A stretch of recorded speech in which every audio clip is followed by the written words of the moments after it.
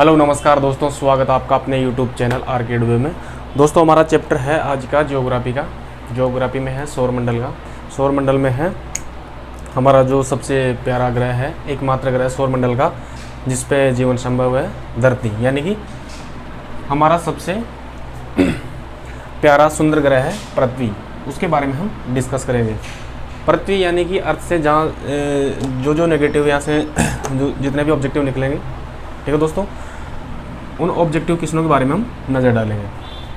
ठीक है दोस्तों, तो हम सबसे पहले बात करते हैं पृथ्वी के परिचय यानी कि इंट्रोडक्शन। पृथ्वी क्या है? पृथ्वी वो है दोस्तों यानी कि सौरमंडल। सौरमंडल यानी कि हमारा जो सौर परिवार है उसमें इकलौता ग्रह है जिस पे जीवन संभव है, यानी कि उसी पे ही जीवन संभव है। यानी कि अब तक खोजे गए जितने भी ग्रह हैं और उपग्रह हैं उनमें से अब तक ज्ञात एकमात्र ग्रह है पृथ्वी जिस पे जीवन संभव है। ठीक है दोस्तों, यानी कि सूर्य परिवार में सौरमंडल में 8 ग्रह हैं, उनमें से एकमात्र ग्रह है पृथ्वी, उस पे ही जीवन संभव है। ठीक है दोस्तों, और इसकी हम थोड़ी विशेष तौर से चर्चा करेंगे कि इसके बारे में बेसिक जो क्वेश्चन बनते हैं कहाँ से बनते हैं। आज हम टोटल इसकी बेसिक बारे में जानेंगे। ठीक है दोस्तों, पृथ्वी की जो आकृति है, सबसे पहला क्वेश्चन है आकृति। ठीक है दोस्तों, पृथ्वी की आकृति यानी कि पृथ्वी की आकृति है नाशपाती।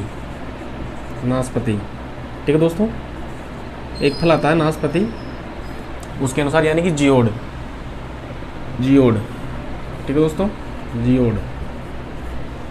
यह आकृति इसलिए है नाशपाती की तरह इसलिए क्योंकि जैसे ये दो ध्रुव है, ये है नॉर्थ पोल, ये साउथ पोल, यानी कि पृथ्वी नॉर्थ पोल और साउथ पोल से चपटी है और ये है भूमध्य रेखा। भूमध्य रेखा से फैली हुई है, यानी कि इसके ध्रुवों से चपटी है और भूमध्य रेखा से थोड़ी ये फैली हुई है। ठीक है दोस्तों, तो इसकी आकृति कौन सी होगी? नाशपाती या जियोड के आकार की हमारी पृथ्वी का आकार है। ठीक है दोस्तों, अब बात करते हैं व्यास की। पृथ्वी का व्यास कितना है? ठीक है दोस्तों, जब भी कोई चीज़ गोल, जैसे मान लो कोई भी चीज़ अगर गोल वस्तु की तरह होती है तो उसको हम किस में, उसकी जो ये होती है गोलाई, वो किससे नापते हैं? व्यास से। यानी कि ये जो क्या कहलाता है? व्यास है। कैसे नाप लो? व्यास की लंबाई बराबर होती है। लेकिन चक्कर क्या है, हमारी पृथ्वी ध्रुव से चपटी है और भूमध्य रेखा पे चौड़ी है, तो इसके 2 व्यास बनते हैं। कैसे दोस्तों? आपको समझाता हूँ। ये है इसकी भूमध्य रेखा, तो भूमध्य रेखा पे इसका व्यास कितना हो जाएगा दोस्तों? यानी कि जहाँ पे अगर उसकी चौड़ाई ज़्यादा होती है तो उसका व्यास ज़्यादा होगा, यानी कि 12,756 किलोमीटर। ठीक है दोस्तों, कितना है? 12,756 किलोमीटर का व्यास है। कहाँ पे? भूमध्य रेखा पे। ठीक है दोस्तों, जो बीचों बीच पूर्व से पश्चिम की ओर खींची गई केंद्रीय बिंदु से लेकर पृथ्वी की, वो क्या कहलाती है? भूमध्य रेखा, और उस पर व्यास है 12,756 किलोमीटर। ठीक है दोस्तों, अब एक और व्यास होता है ध्रुवीय व्यास। ध्रुवीय व्यास तो यहाँ से चपटी है पृथ्वी, चपटी तो उसका कुछ कम है, यह है ध्रुवीय व्यास। ध्रुवीय व्यास, ठीक है दोस्तों, ध्रुवीय व्यास है 12,714 किलोमीटर।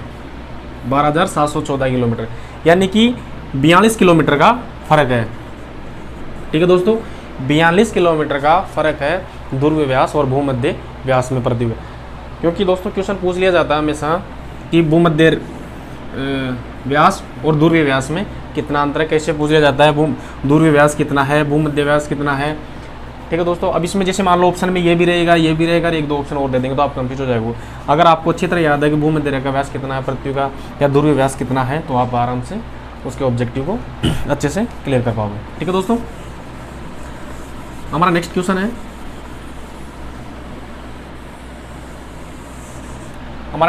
है, परिधि। ठीक है दोस्तों, अब परिधि जब अगर हम मान लो किसी गोल वस्तु की, परिधि का मतलब बताओ उसकी चारों तरफ की बाउंड्री। ठीक है दोस्तों, यही परिधि कहलाती है। तो ये पृथ्वी क्या है? इसकी चारों तरफ अगर मान लो इसके कोर पे चक्कर लगाएंगे, ठीक है दोस्तों, यानी कि एक सर्किल मारेंगे तो उसको क्या हो जाता है? परिधि। तो परिधि भी किसके अनुसार होता है? व्यास के अनुसार। ठीक है दोस्तों, एक मैथ का क्वेश्चन होता है पाई आर स्क्वायर, ठीक है दोस्तों। तो उसी के अनुसार परिधि ज्ञात की जाती है, तो इसकी परिधि भी 2 हो जाती है, जैसे इसकी परिधि ज़्यादा होगी और इसकी परिधि कम होगी, ठीक है दोस्तों। अब जैसे मान लो ये हो जाती है भूमध्य रेखीय परिधि, भूमध्य रेखीय परिधि हो जाती है, वो कितनी हो जाती है 40,075, 40,075, ठीक है दोस्तों।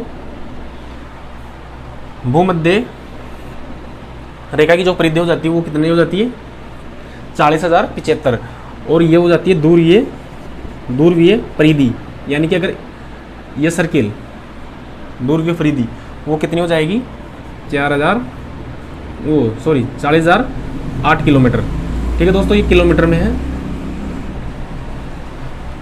ठीक है दोस्तों।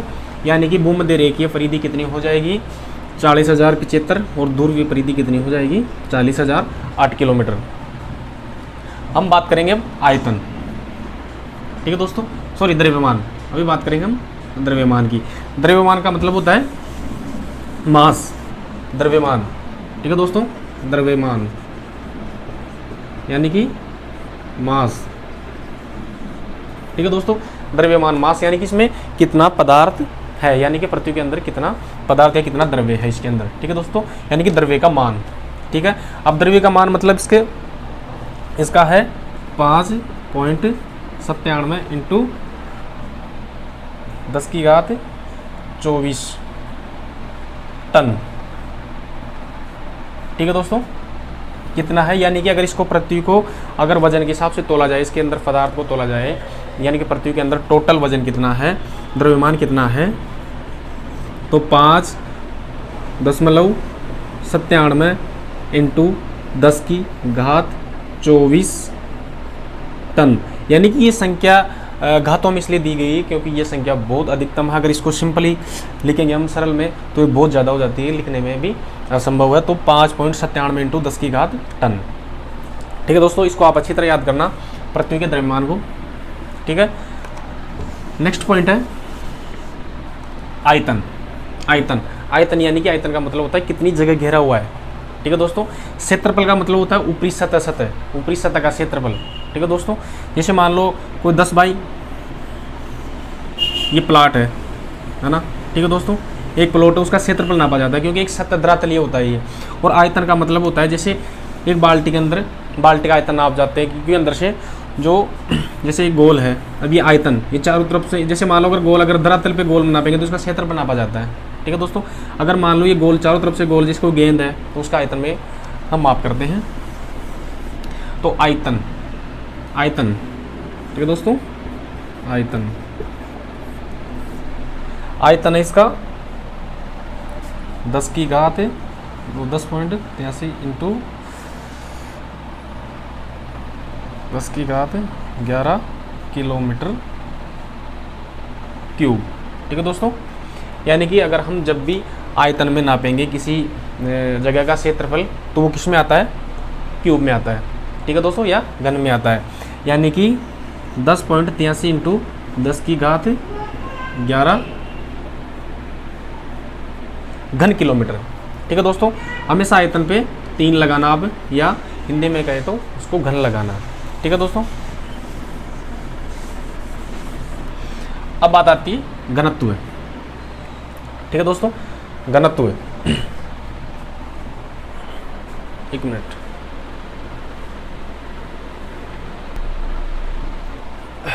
ठीक है दोस्तों, हम पृथ्वी के घनत्व की बात करेंगे, यानी कि डेनिसिटी, घनत्व, घनत्व या डेनिसिटी, ठीक है दोस्तों, डेनिसिटी। घनत्व बात करेंगे औसत, दोस्तों औसत घनत्व, औसत घनत्व की बात करेंगे हम। तो औसत घनत्व कितना है 5.52 इसका औसत घनत्व पृथ्वी का, ये सबसे इम्पोर्टेंट है। और ये पूरे ही यानी कि सौर मंडल में पृथ्वी का घनत्व सबसे ज़्यादा है, क्योंकि जितने भी ग्रह और उपग्रह हैं सबसे ज़्यादा घनत्व है पृथ्वी का, वो कितना है 5.52, ठीक है दोस्तों। ये इंपॉर्टेंट क्वेश्चन है कि पृथ्वी का घनत्व कितना है, वो आपको करना है 5.52। और ये पूरे सौर मंडल में जितने भी ग्रह हैं 8 ग्रह हैं, वो सबसे ज़्यादा घनत्व है पृथ्वी का, ठीक है दोस्तों। अब बात करते हैं आयु की, यानी कि पृथ्वी की आयु कितनी है, यानी कि इसकी एज, यानी कि अब तक इसने कितना समय बिता चुका। पृथ्वी की आयु है लगभग 4.6 बिलियन वर्ष। ठीक है दोस्तों। अब बिलियन का मतलब होता है 1 अरब। ठीक है दोस्तों, बिलियन का मतलब होता है अरब। अगर बिलियन शब्द आ जाए उसका मतलब होता है 1 अरब, मिलियन का मतलब होता है 10 लाख। ठीक है दोस्तों, 4.6 अरब भी लिख सकते हैं या ऑप्शन में बिलियन भी आ सकता है। ठीक है दोस्तों, इसको नोट करना, 4.6 अरब वर्ष या 4.6 बिलियन वर्ष, एक ही बात है। और ये लगभग 5 अरब या 5 बिलियन या बिलियन वर्ष भी आ सकता है। ठीक है दोस्तों, ऑप्शन में। तो आप इसको 4.6 बिलियन वर्ष, 4.6 अरब वर्ष या 5 अरब या बिलियन वर्ष लगभग हमारी पृथ्वी की आयु है हो चुकी, यानी कि लगभग 5 अरब साल पुरानी पृथ्वी है। यानी कि सब जब से इसका बिग बैंग सिद्धांत से लेकर और आज प्रेजेंट में जब तक इसका निर्माण हुआ है पृथ्वी का, वो लगभग 5 अरब साल पुरानी है। ठीक है दोस्तों। अब बात करते हैं क्षेत्रफल की। ठीक है दोस्तों, क्षेत्रफल। अब देखो, क्षेत्रफल हमेशा ऊपरी सतह का नापा जाता है। ठीक है दोस्तों, क्षेत्रफल हमेशा ऊपरी सतह का नापा जाता है, यानी कि इसके चारों ओर धरातलीय क्षेत्रफल है वो कितना है। तो धरातलीय क्षेत्रफल है इसका 51.1 करोड़ किलोमीटर,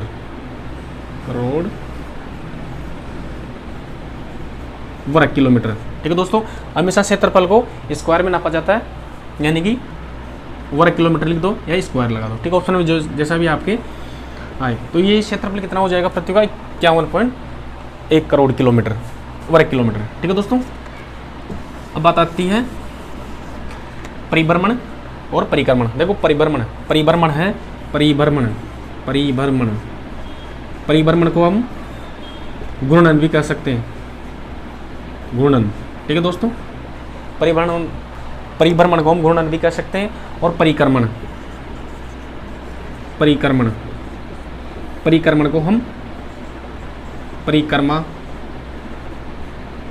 भी कह सकते हैं, यानी कि उसकी चारों तरफ परिक्रमा करने को परिक्रमण कहते हैं और परिभ्रमण को घूर्णन कहते हैं। ठीक है दोस्तों। अब परिभ्रमण का मतलब होता है घूर्णन। अब घूर्णन गति से क्या होता है, हमारी पृथ्वी पे दिन और रात होते हैं। दिन और रात का लगभग हमको पता है 24 घंटे। अब 24 घंटे एग्जैक्ट नहीं है, 24 घंटे लगभग हम मानते हैं हमारी पृथ्वी के घूर्णन, यानी कि दिन और रात के समय को। अब इसका एग्जैक्ट टाइम है किसका, घूर्णन का, यानी कि घूर्णन का टाइम है, घूर्णन गति भी कह सकते हैं इसको, या घूर्णन का पीरियड कह सकते हैं, वो है 23 घंटे 56 मिनट और 4 सेकंड। ठीक है दोस्तों, एग्जैक्ट टाइम कितना है, 23 घंटे 56 मिनट और 4 सेकंड। इससे ही घूर्णन गति से पृथ्वी पे दिन और रात बनते हैं। ठीक है दोस्तों। अब बात आती है, परिभ्रमण हो गया, अब परिक्रमण यानी परिक्रमा। ठीक है दोस्तों, परिक्रमा या परिभ्रमण गति से क्या होता है, हमारे क्या होता है, वर्ष। एक वर्ष में कितने दिन होते हैं, 365 दिन। ठीक है दोस्तों, 365 दिन हमने मान रखे हैं एक परिक्रमा करने में। पृथ्वी सूर्य की चारों तरफ 365 दिनों में चक्कर लगाती है और उसको हम एक वर्ष कहते हैं, या हम इसको एक क्या बोलते हैं, परिक्रमण काल भी कह सकते हैं, परिक्रमण काल। ठीक है दोस्तों। अब 365 दिन ये भी प्रॉपर नहीं है, इसका एग्जैक्ट है 365 6 घंटे 48 मिनट 46 सेकंड। ठीक है दोस्तों, ये है इसका प्रॉपर टाइम, यानी कि 365 दिन 6 घंटे 48 मिनट और 46 सेकंड में ये पूरा सूर्य का एक परिक्रमा कर लेती है पृथ्वी, और इसी को हम कहते हैं एक वर्ष, और इसी को कहते हैं हम इसको अगर हम सही एग्जैक्ट समय पता करेंगे तो 365 दिन 6 घंटे 48 मिनट और 46 सेकंड का ये पूरा समय लेती है एक चक्कर लगाने में। ठीक है दोस्तों। अब हमारा नेक्स्ट पॉइंट है परिक्रमण वेग। देखो, वेग वेग और गति, इसमें फर्क होता है। गति, गति और वेग, ठीक है दोस्तों। गति होने किसी भी दिशा में, किसी भी दिशा में, यानी कि ऐसे भी जा सकती है, ऐसे भी जा सकती है, घूम के कैसे भी, ठीक है दोस्तों। वेग का मतलब वो एक निश्चित दिशा में, एक निश्चित दिशा में, निश्चित दिशा में, ठीक है दोस्तों। अब इसको जो पृथ्वी की जो परिक्रमण वो है कक्ष है, परिक्रमा कक्ष है, वो एक निश्चित है, निश्चित इसके इसलिए इसको वेग माना गया है, ठीक है दोस्तों। यानी कि परिक्रमा का जो गति नहीं कर सकते इसको वेग माना जाएगा। वेग की एक परिभाषा है, एक निश्चित दिशा में की गई गति को ही क्या कहा जाता है, वेग कहा जाता है, ठीक है दोस्तों। अब इसका परिक्रमण वेग, परिक्रमण वेग है इसका 29.8 किलोमीटर पर सेकंड, यानी इसकी गति देखो, हम इसको ऐसे भी लिख सकते हैं भाई, परिक्रमण गति कितनी है पृथ्वी की, यानी कि किस रफ्तार से सूर्य के चक्कर लगाती है। यानी कि ये सूर्य है और ये पृथ्वी के चक्कर लगा रही है। अब पृथ्वी चक्कर लगा रही है तो कौन सी गति से लगा रही है, तो गति नहीं करेंगे इस जगह, हम शब्द का यूज करेंगे वेग। कौन से वेग, क्योंकि एक निश्चित मार्ग पे अगर कोई वस्तु गति करती है तो उसको क्या कहा जाता है, वेग कहा जाता है, ठीक है दोस्तों। अब इसका जो पृथ्वी का कक्ष है वो निश्चित है, जो सूर्य के चारों ओर चक्कर लगाता है, तो इसका वेग है 29.8 करोड़ किलोमीटर पर सेकंड के हिसाब से।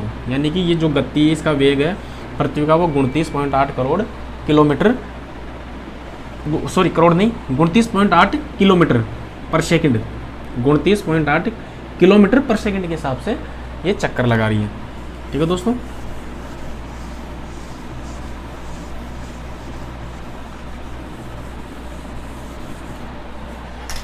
अब बात करते हैं परिक्रमण का मार्ग, ठीक है दोस्तों। सूर्य के चारों ओर चक्कर लगा रही है पृथ्वी, ठीक है दोस्तों। ये सूर्य है, ये पृथ्वी है, ठीक है दोस्तों, पृथ्वी। अब ये जो परिक्रमा का जो रास्ता है पृथ्वी का, वो यानी कि इससे कितनी दूर चक्कर लगाती है, 15 करोड़, लगभग 15 करोड़ दूर है। पृथ्वी सूर्य से 15 करोड़ दूरी से चारों तरफ चक्कर लगाती है, लगभग 15 करोड़ दूरी से। तो जो मार्ग बनता है, यानी कि क्या बन जाती है, परिधि बन जाती है, परिधि। तो इस मार्ग की लंबाई कितनी है, ठीक है दोस्तों, परिक्रमण मार्ग की लंबाई कितनी है, ये है लगभग 96 करोड़ किलोमीटर, करोड़ किलोमीटर, ठीक है दोस्तों। ये जो मार्ग है ये है लगभग 96 करोड़ किलोमीटर। ये एक बिल्कुल बेसिक क्वेश्चन है जो आपका आत्मविश्वास बढ़ाएगा एग्जाम में, क्योंकि ये क्वेश्चन आते नहीं है कि कितने मार्क के कितनी है, लेकिन अगर आप इसको ढंग से पढ़ोगे तो आपको बेसिक नॉलेज बढ़ेगी, तो आपको नेक्स्ट क्वेश्चन याद करने में आसानी हो जाएगी, ठीक है दोस्तों। अब दूसरा क्वेश्चन है सूर्य से दूरी, ठीक है। ये हमने पहले पढ़ लिया था दोस्तों, सूर्य से दूरी पृथ्वी की हमने आराम से पढ़ लिया था, पृथ्वी की ये दूरी कितनी है। इसमें हमेशा 3 दूरी होती है, एक तो एवरेज, औसतन, क्योंकि 3 दूरियां अलग अलग इसलिए है क्योंकि पृथ्वी अपने एक्स पे झुकी हुई है। कितनी झुकी हुई है, 23 डिग्री, कितनी झुकी हुई है, 23.5 डिग्री, ठीक है दोस्तों, 23.5 डिग्री, यानी कि ये है इसके ध्रुव, और वैसे एग्जैक्ट होना चाहिए था यहाँ पे, और ये पृथ्वी झुकी हुई है 23.5 डिग्री। तो इसी वजह से ये अपने अक्ष में घूमती है, उससे घूमने से हल्का फुल्का फर्क आ जाता है। वो कितना आता है, ये एग्जिट तो है, औसतन है 14.98 करोड़ किलोमीटर, ठीक है दोस्तों। यानी कि सूर्य और पृथ्वी की औसत जो दूरी है 14.98 करोड़ किलोमीटर है, और अधिकतम है 15.20 करोड़। अधिकतम जब कभी दूर जाता है सूर्य, कभी जैसे मान लो सर्किल चारों तरफ सर्किल बनाती है, तो ये बिल्कुल गोल में नहीं है, अंडाकार में सर्किल लगाती है। तो अंडाकार का मतलब जैसे अगर यहाँ पे अगर ये दूरी नापा जाएगा तो ये होगी 14.70 करोड़ किलोमीटर, और अगर ये दूरी नापी जाएगी तो 15.20 करोड़ किलोमीटर सूर्य की दूरी हो जाएगी, और एवरेज है वो 14.98 करोड़ किलोमीटर है, ठीक है दोस्तों। अब बात आती है प्रकाश की, ठीक है दोस्तों। सूर्य से दूरी हो गई एवरेज 14.98 करोड़ किलोमीटर, यानी कि 15 करोड़ भी आ सकता है, और अधिकतम है 15.20 करोड़ किलोमीटर, और न्यूनतम है 14.70 करोड़ किलोमीटर, ठीक है दोस्तों। अब होती है प्रकाश। प्रकाश ठीक है दोस्तों, यानी कि पृथ्वी का पूरी कोई सौर मंडल के कोई से भी ग्रह है, उनका कोई भी अपना प्रकाश नहीं है। सारी उष्मा, एनर्जी और प्रकाश, रोशनी किससे प्राप्त करते हैं? सूर्य से।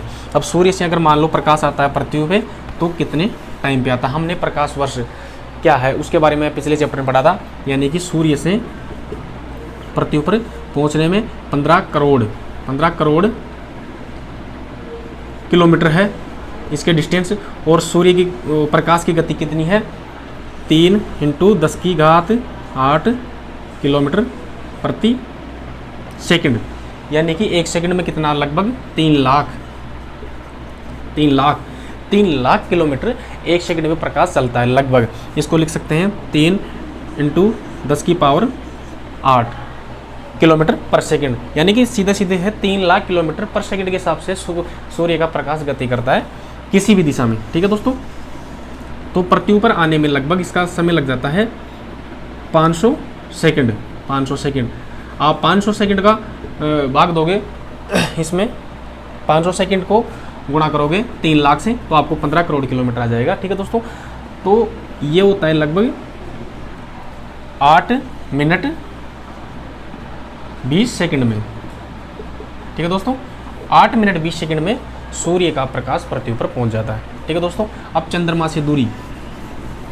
ठीक है दोस्तों, एक क्वेश्चन है चंद्रमा से दूरी। किसकी? चंद्रमा से दूरी है पृथ्वी की। ठीक है दोस्तों, चंद्रमा से दूरी पृथ्वी कितनी है? 3,84,000 किलोमीटर। ठीक है दोस्तों, 3,84,000 किलोमीटर है दूरी चंद्रमा से पृथ्वी के बीच की डिस्टेंस। ठीक है दोस्तों, और इसका भी एक क्वेश्चन आता है कि चंद्रमा का प्रकाश पृथ्वी पर पहुंचने में कितना समय लेता है। लेकिन आपको पता है कि चंद्रमा पे कोई प्रकाश नहीं है, क्योंकि सूर्य के अलावा किसी भी प्लैनेट्स पे या किसी भी सैटेलाइट पे कोई भी प्रकाश नहीं है। लेकिन सूर्य का प्रकाश ही परावर्तित होकर किस पे आता है? चंद्रमा से परावर्तित होकर किस पे आता है? पृथ्वी पे। तो चंद्रमा भी हमारे को क्या देता है? प्रकाश देता है रात्रि के टाइम पे। तो इसका एक वो आ जाता है कि चंद्रमा का प्रकाश समय। ठीक है दोस्तों, चंद्रमा का प्रकाश का समय पृथ्वी पहुंचने में लगता है 1.03 सेकंड। ठीक है दोस्तों, यानी कि 1 सेकंड और 3 नैनो सेकंड में ही पृथ्वी पर पहुंच जाता है, यानी कि 3 लाख। आप सीधा लगा ले, उस प्रकाश की गति कितनी होती है? 3 लाख किलोमीटर पर सेकंड, यानी कि 3 लाख तो 1 सेकंड में पार कर जाएगा, और ये 84,000 किलोमीटर है तो 1 नैनो सेकंड में पार कर जाएगा, 3 नैनो सेकंड में पार कर जाएगा। ठीक है दोस्तों, एग्जिट। अब बात करते हैं पृथ्वी को नीला ग्रह क्यों कहा जाता है। ठीक है दोस्तों, यानी कि हमारे को एक क्वेश्चन बनता है कि पृथ्वी से हमेशा आसमान है नीला क्यों दिखाई देता है। देखो एक क्वेश्चन आता है, आसमान नीला इसलिए दिखाई देता है, इसका कारण है प्रकीर्णन। ठीक है दोस्तों, प्रकीर्णन का कारण है, यानी कि जो ही सूर्य का प्रकाश पृथ्वी पे आता है तो पृथ्वी के वायुमंडल में मौजूद धूल के कण प्रकीर्णन, यानी कि उसकी किरणों को प्रकीर्णन कर देते हैं, और इसकी वजह से ही आसमान नीला दिखाई देता है। लेकिन एक क्वेश्चन हमारे पृथ्वी नीली क्यों दिखाई देती है, यानी कि पृथ्वी नीली पृथ्वी से दिखेगी नहीं, क्योंकि अगर पृथ्वी पे ही खड़े हो गए हम, अगर पृथ्वी को देखेंगे तो वो नीली दिखेगी नहीं। नीली दिखती स्पेस से, ब्रह्मांड से पृथ्वी नीली दिखाई देती है। इसका एक ही सीधा सा आंसर है। क्या आंसर है? क्योंकि पानी की अधिकता। क्या दोस्तों, देखो आसमान नीला दिखाई देता है पृथ्वी से, उसका कारण है प्रकाश की किरणों का प्रकीर्णन। ठीक है दोस्तों, और अगर पृथ्वी स्पेस से, अंतरिक्ष से या ब्रह्मांड से अगर पृथ्वी को देखते हैं, वैज्ञानिक जाते हैं या सैटेलाइट से देखते हैं, तो पृथ्वी नीली दिखाई देती है। उसका कारण है पृथ्वी पर जल की अधिकता। ठीक है दोस्तों, यानी कि अगर पृथ्वी को अगर ब्रह्मांड से, स्पेस से, सैटेलाइट से देखेंगे तो ये नीला ग्रह इसलिए दिखाई देता है क्योंकि इस पर मौजूद पानी की मात्रा बहुत ज़्यादा है। इसी वजह से ये अंतरिक्ष से दिखाई देती है नीले रंग की। ठीक है दोस्तों, और एक मोस्ट क्वेश्चन है, पृथ्वी का एकमात्र उपग्रह वो है चंद्रमा। ठीक है दोस्तों, तो आज का चैप्टर हमारा यही था, पृथ्वी। इसके बारे में बेसिक नॉलेज हमने इकट्ठा की और काफ़ी सारे ऑब्जेक्टिव बन जाएंगे अगर इसको चैप्टर को ढंग से पढ़ेंगे। तो ठीक है दोस्तों, अगले चैप्टर लेके आएंगे हम इसके ज्योग्राफी के बारे में। तो बने रहिए हमारे वीडियो पे, और अगर आप हमारी वीडियो को पहली बार देख रहे हो, हमारे चैनल पे नए हो, तो हमारे चैनल को सब्सक्राइब करें, शेयर करें, लाइक करें। ठीक है दोस्तों, थैंक यू।